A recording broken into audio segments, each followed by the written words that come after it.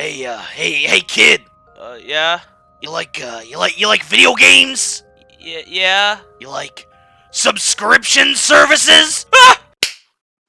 E3 2019. Microsoft unveiled something unique. Something that was immediately available after the show. Xbox Games Pass for PC. Now, whether you're on Xbox or on PC, Games Pass seems like just another way to milk consumers for what little money they have. But when you dive deeper, you realize that Xbox Games Pass is actually a great thing to have.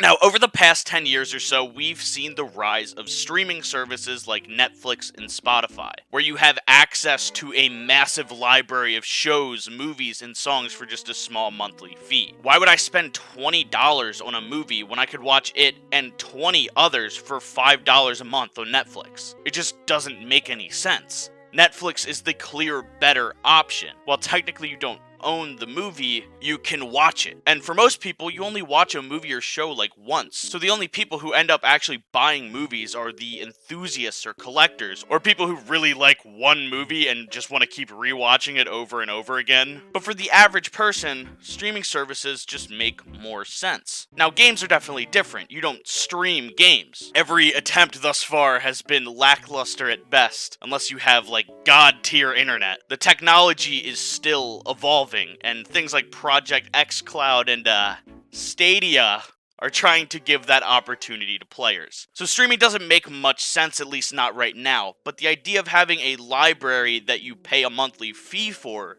does. Now, Xbox Games Pass is not perfect by any means. The library is still on the smaller side, and some games do get taken off of it. But this is a huge step in the right direction in terms of the consumer. With streaming services like Netflix and Spotify, companies have started to realize you can charge a monthly or yearly fee for access to a library of media, and they make tons of money doing it. Now, with me saying that, you might think that this is just another corporate scheme, but it isn't. Why spend $60 on a new game that you might play for a while and get tired of when you can pay that same amount for an annual Games Pass subscription? With Xbox, what they're trying to do is make all of their exclusive console sellers and a good amount of the third-party games and indie games part of this roster of Games Pass. I'm not sure what the pricing is on Xbox, but on PC it's only $5 a month, and it's receiving plenty of $60 games day one. Microsoft is also very adamant on obtaining new studios to be part of the Xbox Game Studios brand, and all of those games go to Games Pass. With Microsoft's recent buyout of Bethesda and its subsidiaries, we can expect all the new Fallouts, the new Elder Scrolls, Starfield, and the new Dooms will be immediately on Games Pass. Like, this is incredible. Games Pass makes the most sense for single-player games. Why should I pay $60 for the next Fallout if it might be another $76?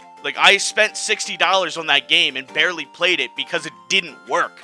It was just another broken mess that went on sale immediately. I just wasted my money. With Games Pass, I'm paying that much for a full year, so not only do I get to play those new games, but if I don't like them, I can just uninstall. There's no regret. There's disappointment, sure, but at the end of the day, I didn't waste $60 on a game I barely played. I'm still spending that money, but if one game turns out to be a dud, that doesn't ruin the rest of the experience. And there are still games that you will buy full price, and a lot of these games tend to be more multiplayer focused. Games that have no true ending and a lot of replayability where you only stop when you get tired of it. I bought Overwatch back in 2016 and I still play it from time to time whenever my sweaty friends need another tank. Games like Minecraft you're gonna buy so you can always play it. But there are games that you might be unsure of, or games that you'd want to try out. Hollow Knight is one of my favorite games of all time, and I still haven't beaten it because I put it down for too long and now I'm stuck on a boss fight. But it's still a phenomenal game, and I would have never played it had it not been for Games Pass. I eventually bought it on my Switch for $15 so I could play it on the go and whatnot. Also, my save data got corrupted on my PC, so I restarted on the Switch. This really makes this service a huge step forward for gaming. No more do we have to worry about broken games being launched for us to waste our money on. When you didn't like a game in the past, you could trade it in at GameStop and get like maybe $5 and like some used napkins. But since everything's digital now, you can rarely do that. I mean, you can refund on Steam, but the refunds never applied to games that you put a lot of time into and now have completed and have no more use for. We're paying for one new $60 game a year. and we get every single exclusive, along with an expanding cast of indie games and third-party games, all for the same price. We can step out of our comfort zone and try a new genre without feeling like we're wasting money. This just lets you play more games, discover different genres, different styles, and do it cheaper.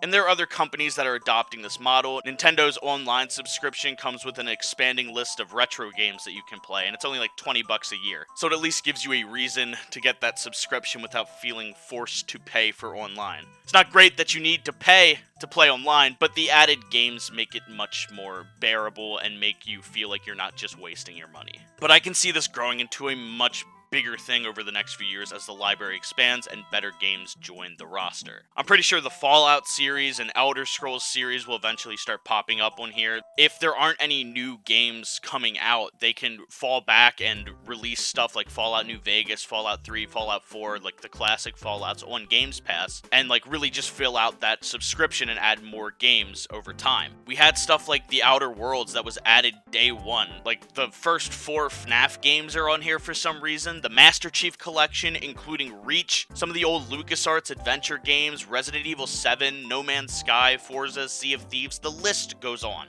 These are all completely unique experiences, and a lot of them are still $60. But you can get all of these games for the price of one new game a year. There's still a reason to buy games. Like if you only want to play Microsoft Flight Simulator for the next 20 years, you might as well just buy the game. But it gives us more options and a better deal overall. And that's why this is the future of gaming. It's the Netflix of the gaming industry. There have been other attempts at this, like EA Access, but that's only if you want to play EA games. And I can't think of a reason that anyone would subject themselves to that. But when the console manufacturers are the ones making these services, you end up with most of the console's library for a very good price. And this is even better when you aren't an early adopter. Like you buy a console midway through its life and now you have that library. What would have taken years and hundreds of dollars to cultivate is now yours instantly.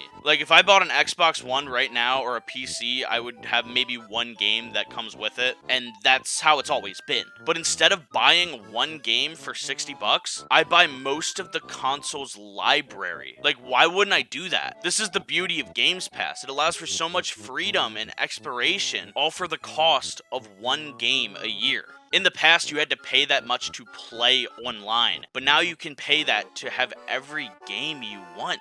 And that's just amazing. I really hope that this becomes more common. I really hope that more games are added over time, because this is something I can see growing into the perfect console seller. Like when you buy a console on launch, you have no games with it. Like there's whatever the launch games were, and then that's it. And those launch games are also $60 on top of the like hundreds you paid for the console. But if they keep this same library when they move to the next console generation, you will have an infinitely growing list of games that requires just $60 a year. So your purchase won't feel like a waste, and you won't have to be stuck waiting for your console to pay off. And I just think that's really beneficial for the consumer and really a great addition overall. I hope to see this really just expand more, get better, add more games, maybe even get a little cheaper. Probably not. I think it's at the point where it's like pretty much stable. But yeah, with that being said, I've been Jonny RaZeR. If you like what you saw, feel free to hit that like button or subscribe even. And I just want to thank all of you who have been in the comments and who have subscribed thus far. Like 3 weeks ago, I was under 100 subs. That number's up to 2,000. Are you kidding me? Like I can't fathom that. Like it's absolutely insane. I cannot thank you guys enough. Like I literally cannot thank you guys enough. This is absolutely insane. Everybody's saying that my videos are just so high quality. It really just makes me feel a whole lot better about what I'm doing, and I seriously cannot thank you guys enough. And yes, I saw the comments. I will get a better mic eventually. But until then, once the semester at my college is over, I'm gonna start bumming off of my friend's mic. He has a much better mic than me. And once I start making some money from YouTube, I'll probably buy like a Blue Yeti or something. But when I said Lil Yachty soap review at 10K, I wasn't lying.